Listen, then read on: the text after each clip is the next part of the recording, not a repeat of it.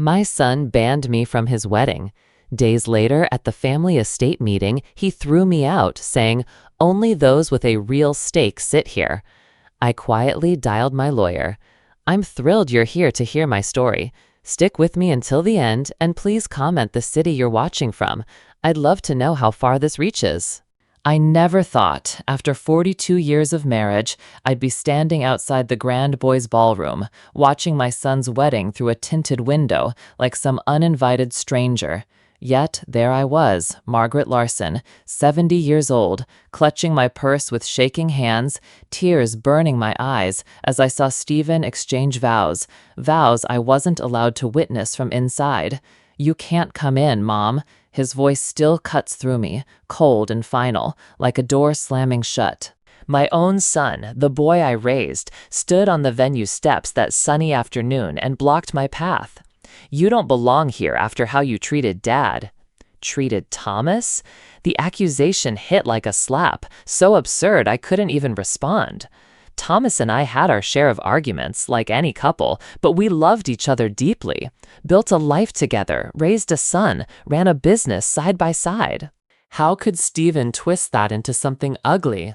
But there he was, tall in his tailored tuxedo, his wife-to-be, Laura, beside him, her lips curled in that smug little smile she always wore when I was being pushed aside. She leaned in, whispered something, and Stephen nodded, his face hard. "Stephen, please," I begged, my voice cracking. "This is your wedding. I'm your mother." "You lost that privilege years ago," he shot back, barely meeting my eyes. "Dad told me things, Mom, how you controlled him, made his life miserable." My knees nearly buckled. Thomas would never have said that because it wasn't true. But Stephen believed it, or wanted to, and I realized Laura had been planting those lies for years, turning my son against me. I stood frozen as guests streamed past, neighbors who'd known us for decades, friends from the Boise Community Center, colleagues from Thomas's construction company. Some glanced my way, confused, wondering why I wasn't inside. Others avoided my gaze, embarrassed to see me standing there, humiliated. Karen Walsh, our neighbor for 20 years, started toward me, her face full of concern, but Laura swooped in, all charm, linking arms and guiding her inside with some whispered excuse that turned Karen's expression from worry to pity. The June breeze felt sharp against my skin, despite my carefully chosen dress, navy blue, the one Thomas always said made my eyes shine. I could hear the music starting inside, a string quartet playing the same songs Thomas and I danced to at our own wedding 42 years ago. Through the window, I caught glimpses of the ceremony. Stephen at the altar, Laura in her extravagant gown, guests smiling and dabbing their eyes. It was the wedding Thomas would have wanted for his son, but it was happening without me. I thought about all the years I'd supported Stephen, driving him to soccer practice, cheering at his graduations, helping him through college. I thought about Thomas's final months, when I sat by his hospital bed, holding his hand through endless nights as his heart condition worsened. I managed his medications, drove him to appointments, helped him keep his pride even as his strength faded. None of that seemed to matter to Stephen. In his mind, I was the villain, and Laura was his righteous ally. As the ceremony ended, guests spilled out onto the venue's lawn, laughing, sipping champagne.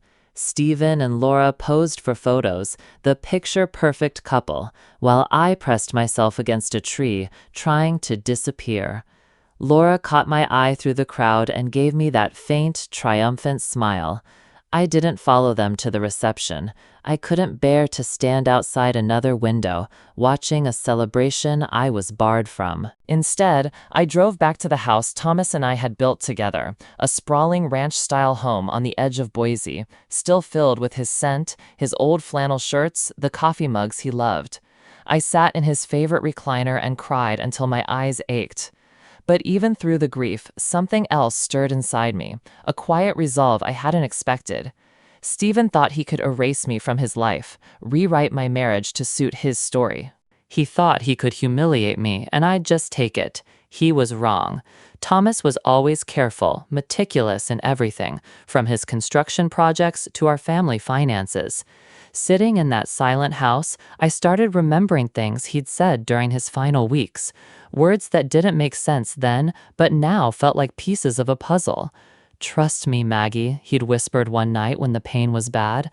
"I've made sure you're protected. Stephen doesn't know everything." At the time, I thought he meant our savings, maybe some insurance policy. But now, with the sting of that wedding still fresh, I wondered if Thomas had seen something I hadn't, if he'd known Stephen was capable of this betrayal. The call came 4 days after the wedding, while I was tending to Thomas's rose garden in the backyard. Stephen's voice on the phone was all business, no warmth. "We're meeting about Dad's estate tomorrow at 2 at the house. Be there." "Of course," I replied, trying to keep my voice steady. "I'll bring any documents I have." "Bring whatever you think is relevant," he said, his tone clipped. "We need to sort this out properly." That word, properly, made my stomach twist, like I'd been mishandling things all these years, like I needed his approval to manage the home I'd shared with his father for over 4 decades. That night, I went through Thomas's desk, pulling out bank statements, property deeds, insurance policies, the paperwork of a life built together. My hands trembled as I organized them into a folder. Thomas's words kept echoing. "Stephen doesn't know everything." The next day, I drove to the house that had been my home for 30 years, but now felt like foreign territory. Stephen's sleek black truck was in the driveway, next to Laura's silver Mercedes, and another car I didn't recognize. I let myself in with my key, calling out softly, "Hello, I'm here." Stephen's voice snapped back from the dining room, sharp and impatient. I walked in, and it felt like stepping into a courtroom, not the room where we'd shared countless family dinners, birthday cakes, and holiday toasts. Stephen sat at the head of the table, Thomas's place, with papers spread out like he was preparing a case. Laura sat to his right, her blonde hair perfect, her fingers tapping lightly on the polished wood. To his left was a man I didn't know, middle-aged, with a briefcase beside him. "This is Michael Hayes, Dad's attorney," Stephen announced, not bothering with pleasantries. "He's here to go over the will and estate." I moved toward my usual chair, the one I'd sat in for decades, but Stephen's voice stopped me cold. "Actually, Mom, this meeting is for immediate family only." I froze, my hand still on the chair's back. "I'm sorry, what?" Laura looked up, her eyes icy, not even hiding her satisfaction.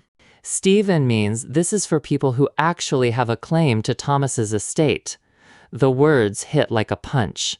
I glanced around the table, the papers, the serious faces, the way they looked at me like I was an outsider.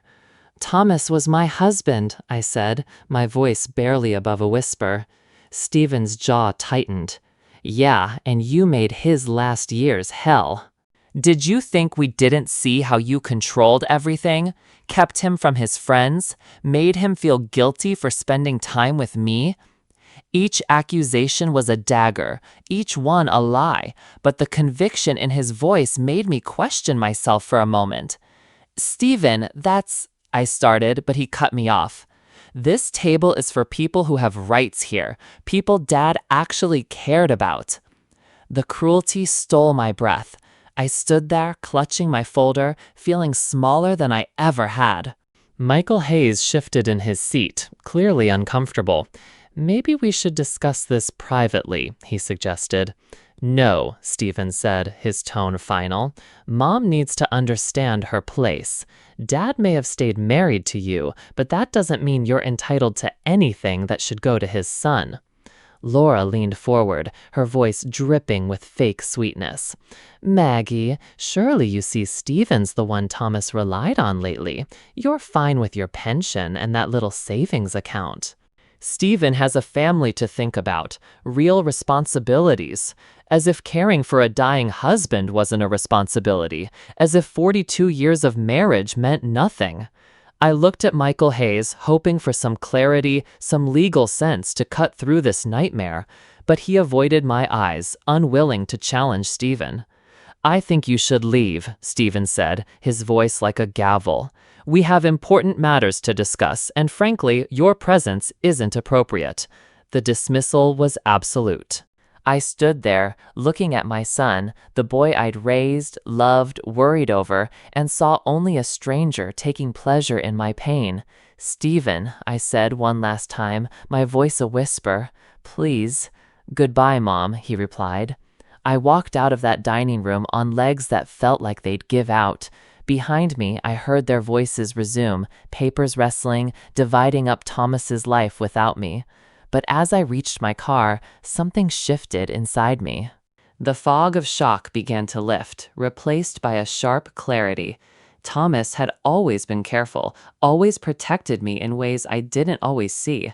I sat in the driver's seat, staring at the house. Through the dining room window, I saw Stephen gesturing, Laura nodding, Michael Hayes taking notes. They looked so sure of themselves, so certain they'd won. I pulled out my phone and scrolled to a number I hadn't called in years. Thomas's personal attorney, not the one Stephen had chosen, but the man Thomas trusted for his most private matters. "David Peterson's office," the secretary answered. "This is Margaret Larson," I said, my voice steadier than I expected. "I need to see Mr. Peterson about my husband Thomas's estate as soon as possible." "Of course, Mrs. Larson," she replied warmly. "Mr. Peterson's been expecting your call." Expecting my call? My heart raced as the words sank in. Thomas had planned for this. David Peterson's office felt like a refuge after the cold hostility of my own dining room. The older attorney greeted me with a warmth that reminded me of Thomas, his gray eyes kind, his handshake firm but gentle. I settled into the leather chair across his desk, feeling like I could breathe for the first time since the wedding. "Margaret, I'm so sorry for your loss," he said, his voice steady with years of compassion. "Thomas was a good man, and he loved you deeply." Those simple words, acknowledging Thomas's love, brought tears to my eyes. "Thank you," I managed, "but I'm confused about some things. Stephen seems to think—" I trailed off, unsure how to explain the nightmare of the past week. David raised a hand, his expression calm but serious. "Before we go further, you need to know something." Thomas came to me privately several times over the last 2 years. He was worried about certain family dynamics. Family dynamics, a polite way to describe the betrayal I'd just endured. "He knew?" I asked, my voice barely audible, though I already suspected the answer. "He knew Stephen and Laura were working to turn him against you," David confirmed. "He saw the lies, the manipulation, the way they tried to poison your relationship for their own gain. It broke his heart, but he wasn't fooled." I closed my eyes, a mix of relief and grief washing over me. Thomas had seen through their schemes, but it hurt to know he'd carried that pain in his final years. "Why didn't he tell me?" I whispered. "Because he wanted to protect you," David replied. "He knew how much it would hurt you to see the full extent of their plans. He also knew confronting Stephen directly would only make things worse." Memories started flooding back, moments I'd dismissed, conversations I'd explained away, incidents that now made chilling sense. 2 years ago, Stephen had pushed Thomas to hire a new financial advisor, someone modern, he'd said, to manage the construction company's profits. Thomas had seemed hesitant, but agreed to meet the guy Stephen recommended. What I didn't know was that Thomas kept working with David behind the scenes, never fully trusting Stephen's choice. Then there was Laura's sudden interest in our family history. She'd asked Thomas about his childhood, his early days building the business, our marriage. I'd thought it was sweet, her wanting to connect. Now I saw it for what it was, her digging for ammunition, looking for cracks to exploit. "They planned this for a long time," I said, more to myself than to David. "Yes," he nodded. "Thomas started piecing it together about 18 months ago." Stephen's visits became more frequent, but they weren't about spending time with his father. He'd ask about the company's accounts, Thomas's health, your relationship. The pattern was clear now. Stephen would show up when I was at my book club or running errands, calling Thomas with concerns about my spending or my overbearing ways. Slowly, methodically, he'd built a case against me in his father's mind. Except Thomas never believed it. What really upset Thomas, David continued, was when Stephen suggested you were showing signs of early dementia. I gasped, my hand flying to my mouth. Dementia?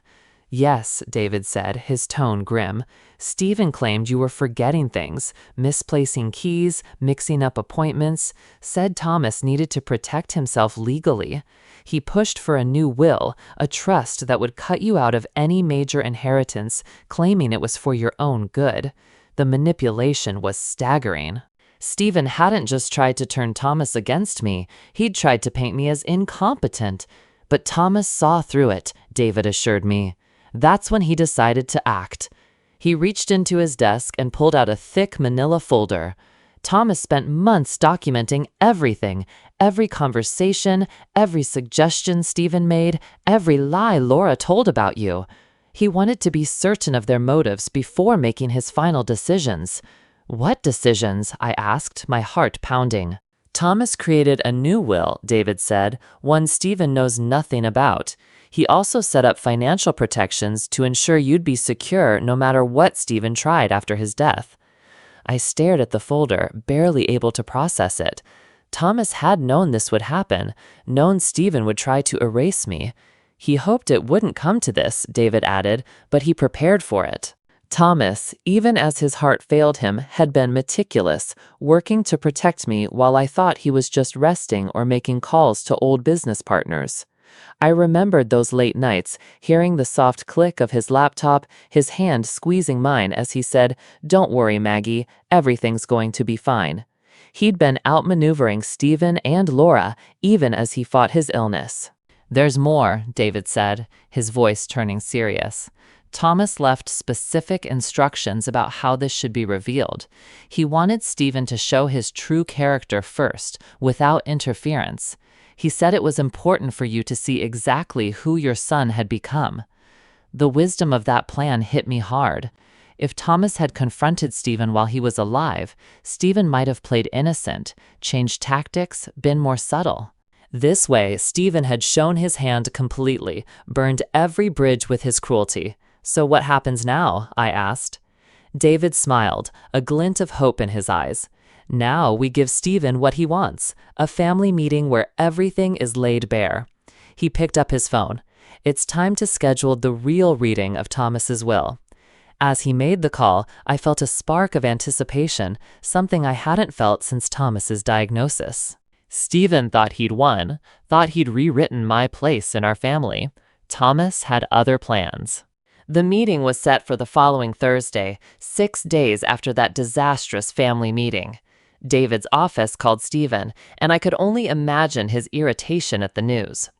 "Mrs. Larson, Mr. Peterson needs to address discrepancies in the estate documents," the secretary had told him, her voice neutral. I spent those days in a strange limbo, part of me terrified this was all a mistake, that Thomas's protections wouldn't hold up against Stephen's schemes. But another part, growing stronger, felt a quiet peace. Thomas had loved me enough to plan for this moment. I wasn't alone in this fight. On Thursday morning, I chose my outfit carefully, a tailored gray blazer Thomas always loved, paired with a simple skirt. I wanted to look composed, unbroken by the past week's humiliations.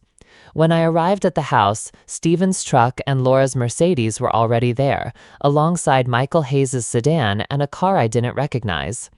I used my key, knowing it might be one of the last times I'd walk through that door as someone with a right to be there. Stephen was pacing in the living room, his face red with frustration. Laura sat on the couch, her usual smugness replaced by a tense frown.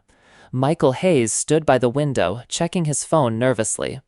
"What's this about?" Stephen demanded as soon as he saw me. "Some other lawyer claiming issues with Dad's will? Did you put him up to this, Mom?" Before I could answer, the doorbell rang. Stephen strode to open it, and David Peterson's calm voice cut through the tension. He walked in, carrying a leather briefcase, followed by a young woman with court reporter equipment. "Good afternoon," David said, his tone professional. "I'm David Peterson, Thomas Larson's personal attorney for the past 12 years. This is Miss Emily Carter, a certified court reporter here to document today's proceedings." Michael Hayes looked baffled. I don't understand. I'm Thomas's attorney. I handled his will 6 months ago. David's expression stayed firm. You handled one will, Mr. Hayes. Thomas maintained separate counsel for his most critical documents. The room went quiet, except for the soft clicks of Emily setting up her equipment. Stephen's face paled, and Laura gripped the couch arm so tightly her nails dug into the fabric. "What are you talking about?" Stephen asked, his voice tight. David opened his briefcase and pulled out a thick document, bound in blue legal backing. "I'm talking about Thomas's true last will and testament, executed 4 months before his death, properly witnessed and notarized."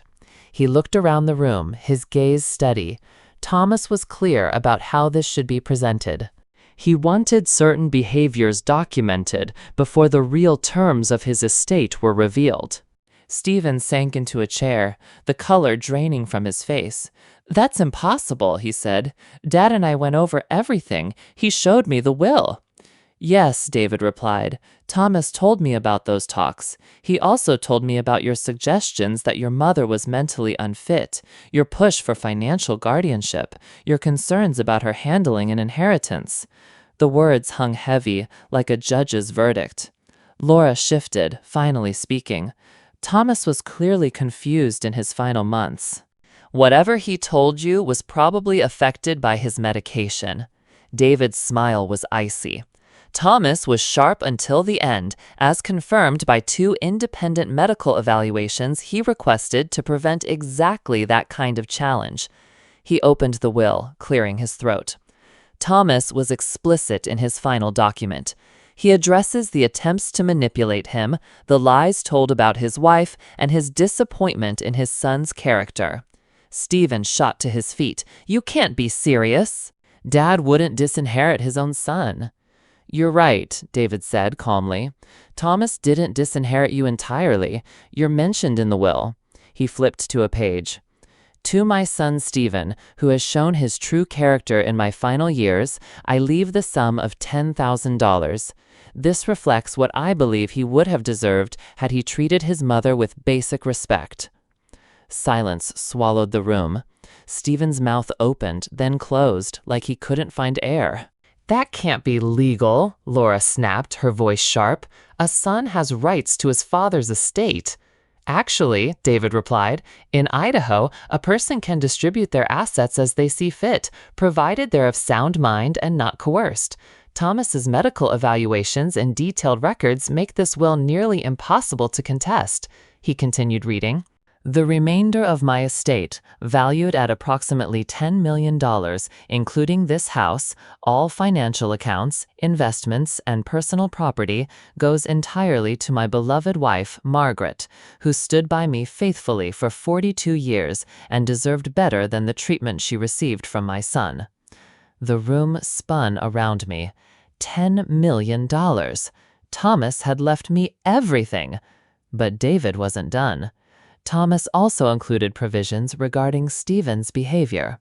"Any attempt to contest this will, harass Margaret, or interfere with her inheritance will result in the immediate forfeiture of his $10,000 bequests, which will be donated to the Heart Health Foundation where Thomas volunteered." Stephen stared at the floor, his body trembling. Rage, not grief, I realized. Laura's face was ashen, likely calculating how this upended their plans. "There are also personal letters," David said, pulling out 2 sealed envelopes. "One for Margaret, one for Stephen." He handed mine to me gently, but held Stephen's out with reluctance. Stephen snatched it, tearing it open with shaking hands. As he read, his expression shifted.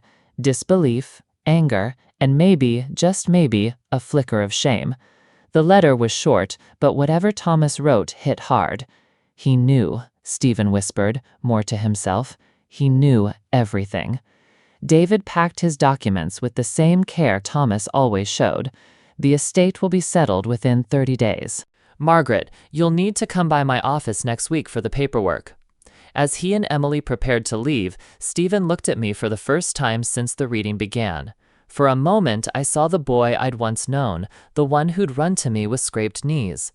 "Mom," he started, then stopped, like he'd forgotten how to speak to me as his mother. I stood, smoothing my blazer, feeling Thomas's protection around me like armor. "Goodbye, Stephen," I said softly. "I hope you find the man you used to be." That evening, I sat alone in Thomas's old office, the letter from him unopened on the desk. The house felt different now, not a place I was being pushed out of, but the home Thomas and I had built over 42 years.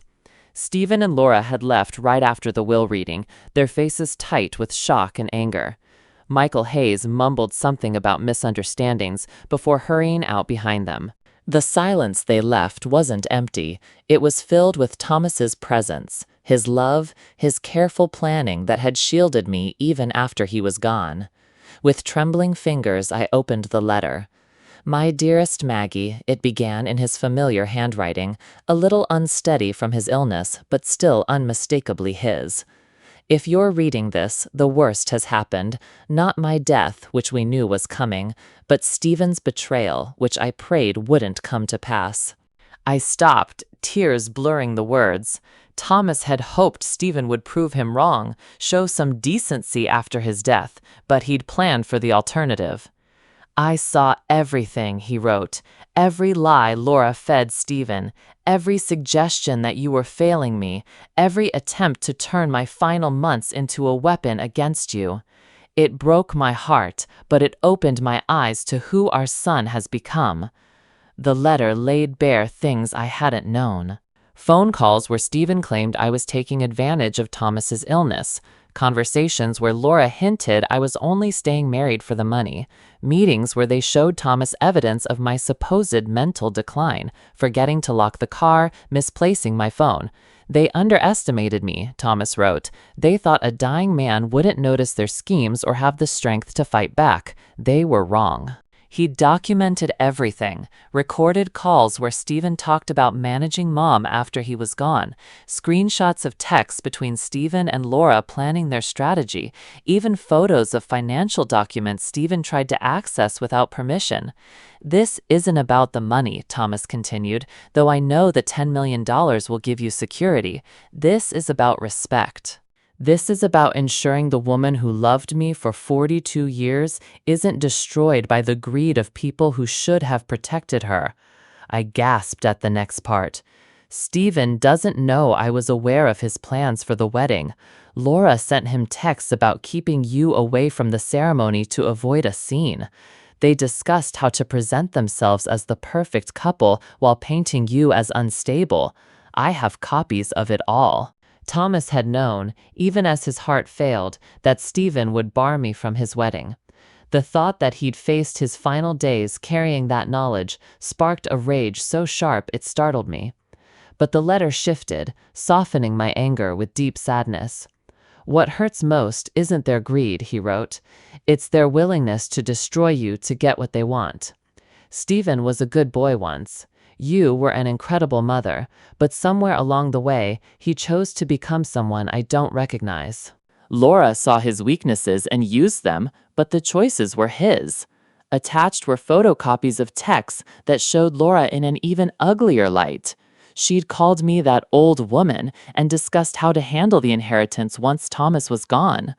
But Stephen's messages were worse, calling his dying father overdramatic, complaining about the burden of visiting, calculating the estate's value, wondering if Thomas was taking too long to die. I set the letter down, feeling sick. This was my son, the child I'd held through nightmares, the boy who'd given me lopsided Mother's Day cards drawn in crayon. The final page was the hardest. "You're probably wondering if you failed as a mother," Thomas wrote. "If there was something you could have done differently. The answer is no. You gave Stephen love, guidance, every chance to be a good man. What he chose to do with that is on him, not you.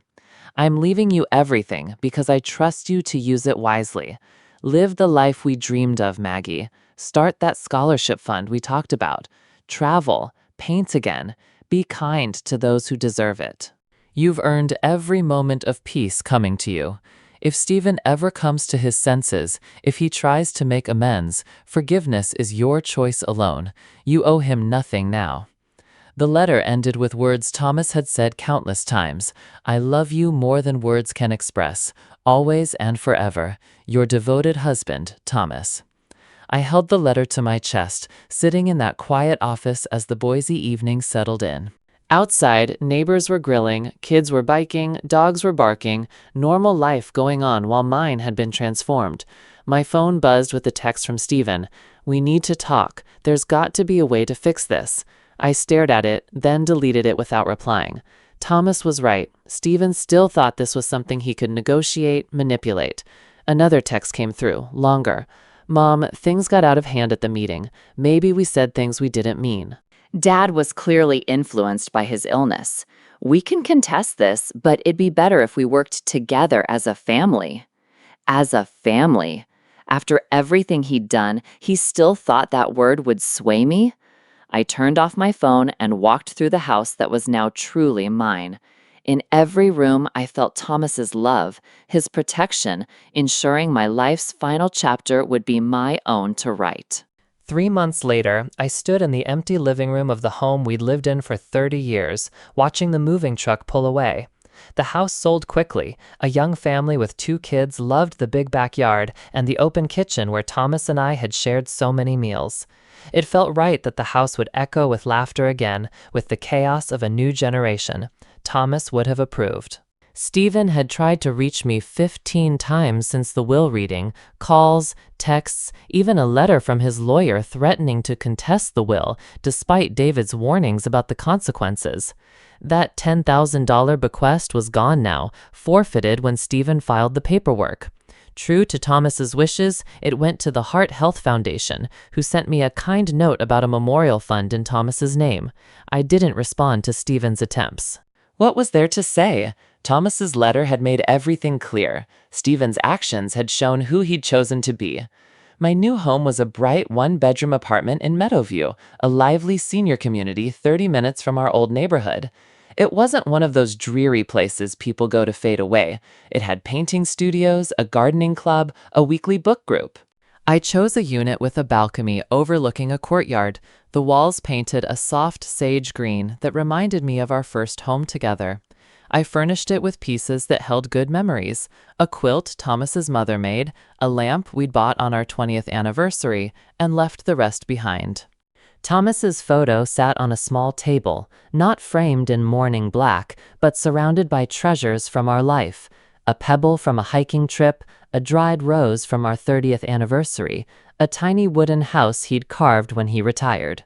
On this particular morning, I was preparing for something I'd never dared dream of during our busy years: a scholarship fund in Thomas's name, supporting local kids studying architecture or engineering, fields he'd loved. We talked about it for years, but there was always something else: Stephen's college tuition, his wedding, the business expansions, then Thomas's illness. Now, with the estate settled, I was making it real. The paperwork was spread across my kitchen table, next to a brochure for a fall painting retreat in Montana. Thomas and I had planned to take art classes together after he retired, but life got in the way. I was going now, alone but carrying his love with me. The phone rang as I reviewed the scholarship details. I almost ignored it, but the caller ID showed an unfamiliar number. "Mrs. Larson, this is Emily Carter from the Meadowview newsletter," a warm voice said. "We're featuring new residents and wondered if you'd like to be included." I hesitated. I had hesitated to myself since moving here, not ready to share my story or answer questions about family. "What would that involve?" I asked. "Just a short interview about your background, your interests, why you chose Meadowview. We want to help residents connect with others who share their passions." Her voice was genuine, and suddenly I was tired of hiding. "All right," I said, "I'd like that." The interview was set for the next afternoon. As I prepared, I thought about how I'd define myself. For so long, I'd been Thomas's wife, Stephen's mother. Now, at 70, I was figuring out who Margaret Larson was. Emily arrived, younger than I'd expected, with a friendly smile and kind brown eyes. We sat on my balcony with tea and homemade scones I'd learned to bake from watching cooking shows, a small joy I'd never had time for before. "What brought you to Meadowview?" she asked, her notepad ready. I considered the question carefully. I was widowed recently, I said. After 42 years of marriage, I needed a fresh start, a place to make new friends and pursue interests I'd put on hold. That must have been hard, Emily said gently. Do you have family nearby? The question I dreaded, but looking at her, I wanted to be honest. I have a son, but we're not close anymore. Sometimes families drift apart, especially after loss. I've learned family isn't always about blood, it's about who cares about you. Emily nodded, her eyes suggesting she understood complicated family ties. What are you looking forward to in this new chapter? For the first time in months, I smiled without forcing it. I'm starting a scholarship fund in my husband's name for kids studying architecture. And I'm taking a painting retreat in Montana next month, something we always planned but never did. I used to paint when I was younger, before life took over. That sounds inspiring, Emily said. Any advice for others facing big changes? I thought about Thomas's letter, his words urging me to live the life I wanted, the pain of the past months, and the freedom I'd found. Don't be afraid to start over, I said. Don't let others' judgments hold you back from what makes you happy. Sometimes the best parts of life begin when you think the story's over. After Emily left, I sat on my balcony watching the courtyard fill with residents for the evening social hour. Laughter drifted up, warm and inviting. Tomorrow I'd join them, I decided. No more hiding. My phone buzzed with another text from Stephen. I glanced at it briefly, more desperate pleas to work things out as a family. I deleted it and blocked his number for good. Some might call me unforgiving, but I'd learned something vital these past months. Forgiveness doesn't mean accepting harm. Love doesn't mean tolerating cruelty. Family doesn't give anyone the right to steal your peace. I pulled out the scholarship fund papers, feeling a mix of excitement and nerves. In a few weeks, I'd be announcing the first recipients, kids who'd carried Thomas's legacy forward. Next month, I'd be in Montana, painting under wide open skies. For the first time in my adult life, I answered only to myself. Thomas had protected me in death as he had in life, ensuring my final years would be filled with dignity and choice. Stephen had shown his true colors, and while that hurt, it also freed me from trying to fix what couldn't be fixed. As stars appeared over Meadowview, I raised my tea in a silent toast to Thomas's memory and to the gift of starting over at 70. What would you do in my place? Have you faced something like this? Comment below with your thoughts and the city you're watching from. And check out 2 other stories on the final screen. They'll surprise you. Thank you for staying with me until the end.